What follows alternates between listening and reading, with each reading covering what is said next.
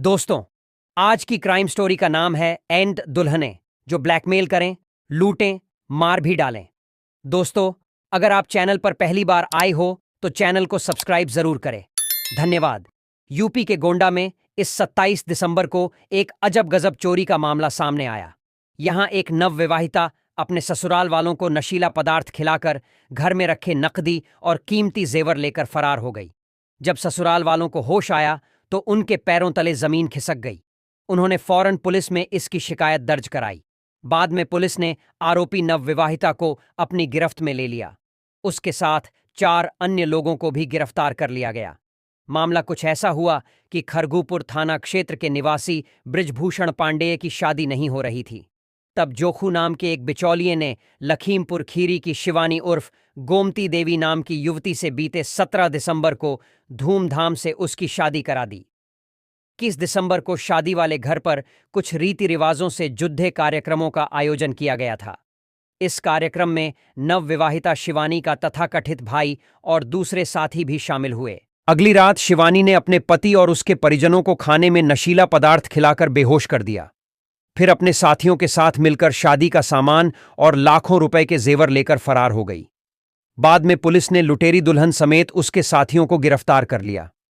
आरोपियों के पास लूटे गए लाखों रुपए के जेवरात, घर के सामान और 350 टैबलेट नशीली गोलियां व एक मोबाइल फोन बरामद हुआ।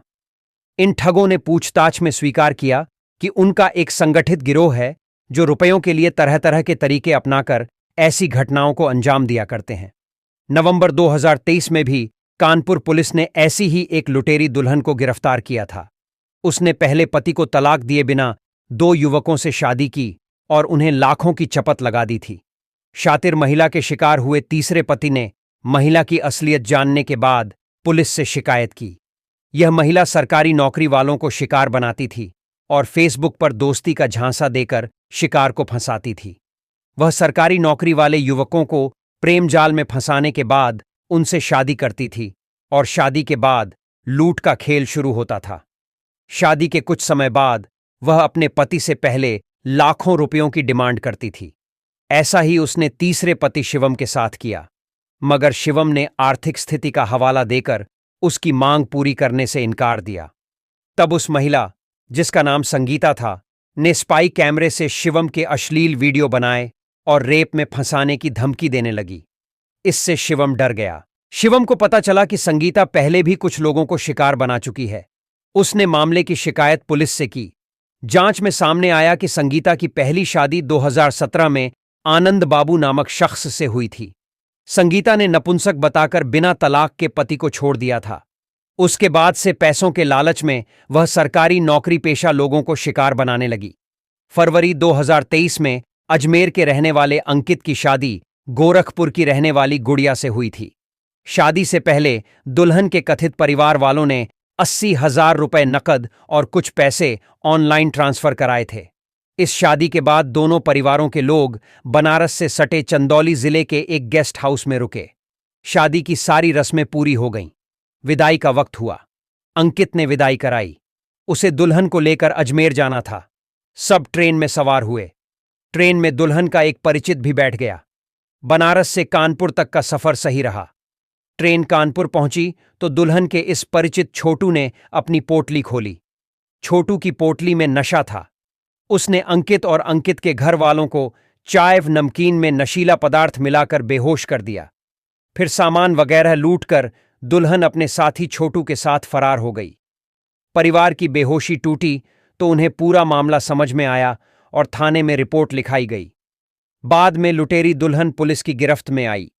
इस युवती को दुल्हन बनने का इतना शौक था कि वह हर महीने एक दूल्हे को फंसाकर उससे शादी करती थी और उसके बाद माल लेकर अपने साथियों के साथ फरार हो जाती थी। दिसंबर 2022 में जयपुर पुलिस ने भी दिल्ली से एक लुटेरी दुल्हन को गिरफ्तार किया था, जिसने जुलाई 2022 में शादी की थी। शादी के बदले में दूल्हे के परिवार से 3 लाख रुपए लिए गए थे। शादी के 1 हफ्ते बाद ही दुल्हन घर से गहने और 2 लाख रुपए लेकर फरार हो गई थी। पुलिस ने इस मामले में 2 लोगों को भी गिरफ्तार किया था, जिनका काम ही शादी के नाम पर लोगों को ठगना था। ठगी का एक सा ट्रेंड। इन सभी मामलों में ठगी का ट्रेंड लगभग एक जैसा रहा है। ठगों की पूरा गैंग होता है। इनमें पुरुष सदस्य बिचौलिए का काम करते हैं। वे ऐसे लड़कों का पता लगाते हैं जो शादी के लिए लड़की की तलाश कर रहे हैं।